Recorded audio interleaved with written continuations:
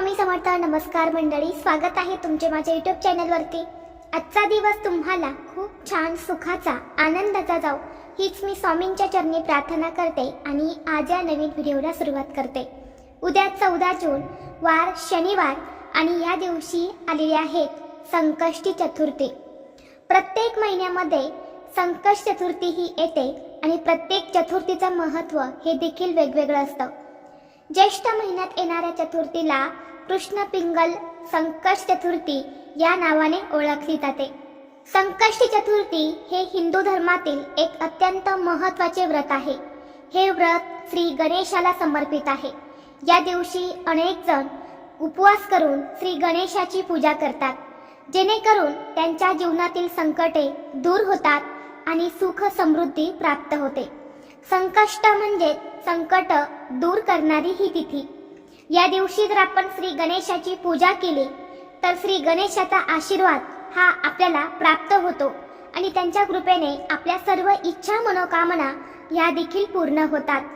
या दिवशी श्री गणेश हे स्वतः पृथ्वीवरती भक्तांना आशीर्वाद देण्यासाठी येत असतात आणि म्हणून त्यांना प्रसन्न करण्यासाठी, त्यांचा आशीर्वाद हा प्राप्त करून घेण्यासाठी या दिवशी व्रतासोबतच आणि श्री गणेशाच्या पूजेसोबतच काही प्रभावी उपाय देखील केले जातात. आज या व्हिडिओमध्ये मी तुम्हाला एक अतिशय प्रभावी असा उपाय सांगणार आहे. उद्या शनिवार संकष्ट चतुर्थीला तुम्ही उपवास नाही केला तरीही चालेल, पण सकाळीच घरात आणा या झाडाचे एक पान. शत्रू तुमच्या समोर लोटांगण घालेल. 7 पिढ्यांचे दारिद्र्य हे नष्ट होऊन कितीही कठीणातील कठीण इच्छा बाप्पा तुमची पूर्ण करतील. तर असे कोणत्या झाडाचं पान आणायचं आहे, त्या पानाचं काय करायचं आहे याबद्दलची संपूर्ण माहिती आज या व्हिडिओमध्ये मी तुमच्यासोबत शेअर करणार आहे. त्यामुळे तुम्ही हा व्हिडिओ स्किप न करता शेवटपर्यंत नक्की पहा. चॅनलवरती नवीन असाल तर सबस्क्राईब करा आणि असेच माहितीपूर्व नवनवीन व्हिडिओ पाहण्यासाठी बेल आयकॉनला प्रेस करा, म्हणजे जेव्हा कधी मी नवीन व्हिडिओ अपलोड करेल त्याचं नोटिफिकेशन सर्वात अगोदर तुम्हाला भेटेल आणि तुम्ही एक पण व्हिडिओ मिस करणार नाही. आज या व्हिडिओमध्ये मी तुम्हाला जो उपाय सांगणार आहे तर हा उपाय आपल्याला सकाळीच करायचा आहे. सकाळी 12 वाजण्याच्या अगोदरच तुम्हाला या झाडाचं एक पान जे आहे तर ते तुमच्या घरामध्ये आणायचं आहे. या कृष्ण पिंगल संकष्ट चतुर्थीला 3 शुभ योग जे आहेत तर ते निर्माण झालेले आहेत. त्यामध्ये सर्वार्थ सिद्धी योग, अमृत योग आणि इंद्र योग असे 3 शुभ योग जे आहेत तर ते निर्माण झालेले आहेत आणि या योगावरती आपण काही उपाय जर केले तर ते खूप प्रभावी ठरत असतात. त्या उपायाचा आपल्याला निश्चितच फळ प्राप्त होते. श्री गणेश, ज्याला विघ्नांचा नाश करणारा आणि बुद्धीचा देव मानला जातो, या दिवशी जो व्यक्ती भक्तिभावाने श्री गणेशाची पूजा करून एखादा उपाय करतो तर त्या व्यक्तीवरती श्री गणेश हे प्रसन्न होतात आणि त्या व्यक्तीच्या सर्व इच्छा मनोकामना पूर्ण करतात. तसेच त्यांच्या जीवनातील अडथळे आणि समस्या देखील दूर करत असतात. जर भरपूर दिवसापासून तुमच्या मनात एखादी इच्छा असेल, मग तुमची इच्छा नोकरी प्राप्ती करण्याबद्दल असेल, धनप्राप्तीबद्दल असेल, किंवा तुमच्या मुलांची प्रगती होण्याबद्दल तुमची इच्छा असेल, किंवा आपल्या पतीचं प्रमोशन व्हावं, पतीला नोकरी मिळावी किंवा पतीची प्रगती व्हावी अशी तुमची इच्छा असेल, किंवा तुम्हाला सतत पैशांच्या अडचणी येत असतील, कर्जमुक्त व्हायचं असेल, किंवा एखादं नवीन घर खरेदी करायचं असेल, तर जी काही तुमची इच्छा आहे तर ती कुठलेही विघ्न न येता पूर्ण होण्यासाठी तुम्ही हा उपाय करू शकता. तसेच तुमच्या आयुष्यामध्ये एखादा शत्रू असेल, शत्रू हा गुपित असेल किंवा शत्रूचं नाव तुम्हाला माहीत असेल, शत्रू हा तुमच्यावरती गुप्त वार करत असेल, तर असा शत्रू दोष, शत्रू त्रास नष्ट करण्यासाठी देखील हा उपाय अत्यंत प्रभावी मानला जातो.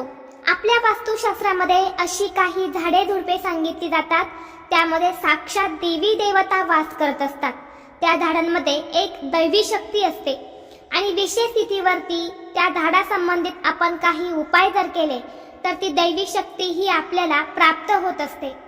असेच एक दैवी शक्ती असलेले झाड आहे ते म्हणजे जास्वंदाचे झाड. बाप्पांना जास्वंदाची फुलं ही अत्यंत प्रिय आहेत. त्याशिवाय बाप्पांची पूजा देखील पूर्ण होत नाही असं म्हटलं जातं. जो व्यक्ती मनोभावे बाप्पांना जास्वंदाचं फूल अर्पण करतो त्या व्यक्तीची इच्छा ही सहज पूर्ण होते असं देखील म्हटलं जातं. पण बाप्पांना फक्त जास्वंदाची फुलंच प्रिय नाही, तर या जास्वंदाची पानं देखील अतिशय प्रिय आहेत आणि म्हणून आपल्याला या जास्वंदाच्या पानासंबंधीच एक उपाय जो आहे तर तो करायचा आहे. उपाय करण्यासाठी तुम्हाला उद्या शनिवारी संकष्टी चतुर्थीला सकाळी लवकर उठायचं आहे. अंघोळीच्या पाण्यामध्ये थोडंसं पंचगव्य किंवा पंचामृत असेल तर ते टाकायचं आहे. जर या दोन्हीपैकी काहीच नसेल तर थोडंसं लाल चंदन जे असतं तर ते टाकायचं आहे आणि त्या पाण्याने तुम्हाला स्नान करायचं आहे. यामुळे आपलं शरीर हे पवित्र होते, शुद्ध होते. यानंतर तुम्हाला स्वच्छ कपडे परिधान करून आपल्या देवघरातील देवांची पूजा करून घ्यायची आहे. श्री गणेशाची मूर्ती असेल तर मूर्तीवरती तुम्हाला शुद्ध पाण्याने अभिषेक करायचा आहे. अभिषेक करत असताना गणपती अथर्वशीर्षमचं पठण करायचं आहे किंवा ओम गण गणपते नमः या महामंत्राचा जप करायचा आहे. जे गणपतीला अभिषेक केलेलं पाणी असणार आहे, जे तीर्थ असणार आहे तर ते मुलांना तुम्हाला पाजायचं आहे. तसेच बाकीचं तीर्थ हे पिण्याच्या माठामध्ये टाकायचं आहे. यानंतर तुम्हाला श्री गणेशाच्या मूर्तीला हळदी कुंकू अक्षदा अर्पण करायचे आहे. बाप्पांना दुर्वा, जास्वंदाची फुलं, शुद्ध गाईस तुपाचा दिवा लावायचा आहे. धूप दीप अगरबत्ती लावून वातावरण हे प्रसन्न करायचं आहे. बाप्पांची आरती करायची आहे आणि यानंतर तुम्हाला हा उपाय करायचा आहे. जर आपण विधिवत बाप्पाची पूजा केली तर बाप्पा प्रसन्न होतात आणि यानंतर आपण काही उपाय जर केले तर बाप्पा त्याचा आपल्याला शीघ्र फळ देत असतात. उपाय करण्यासाठी तुम्हाला एक जास्वंदाचं पान घ्यायचं आहे. त्या पानासोबतच तुम्हाला त्या झाडाची एक काडी देखील लागणार आहे. हे पान तुम्हाला घरामध्ये आणायचं आहे, स्वच्छ धुवून काढायचं आहे. सर्वप्रथम तुम्हाला गणपती बाप्पांसमोर एक दिवा लावायचा आहे, धूप दीप लावायचे आहेत आणि यानंतर या उपायाला सुरुवात करायची आहे. एका वाटीमध्ये थोडंसं लाल चंदन घ्यायचं आहे. लाल चंदन नसेल तर लाल कुंकू घ्यायचं आहे. त्यामध्ये थोडंसं पाणी टाकून त्याचा गंध तयार करायचा आहे. यानंतर त्या गंधाने जास्वंदाच्या झाडाच्या काडीने तुम्हाला त्या पानावरती तुमची इच्छा लिहायची आहे. अगदी 2 ते 3 शब्दामध्ये तुम्हाला इच्छा लिहायची आहे. जर धनप्राप्तीबद्दल असेल तर धनप्राप्ती असं लिहायचं आहे. मुलांची प्रगती होत नसेल तर मुलांची प्रगती होण्यासाठी किंवा पतीची प्रगती, तसेच कर्जमुक्ती किंवा शत्रूंचा त्रास असेल तर शत्रू त्रास असं तुम्हाला अगदी 2 ते 3 शब्दामध्ये इच्छा लिहायची आहे. यानंतर हे पान आपल्याला गणपती बाप्पांसमोर ठेवायचं आहे. ठेवताना डेट जो असणार आहे तर तो गणपती बाप्पांच्या साईडने येईल अशा पद्धतीने हे पान बाप्पासमोर ठेवायचं आहे. यानंतर या पानावरती आपल्याला 21 दुर्वा ठेवायचे आहेत.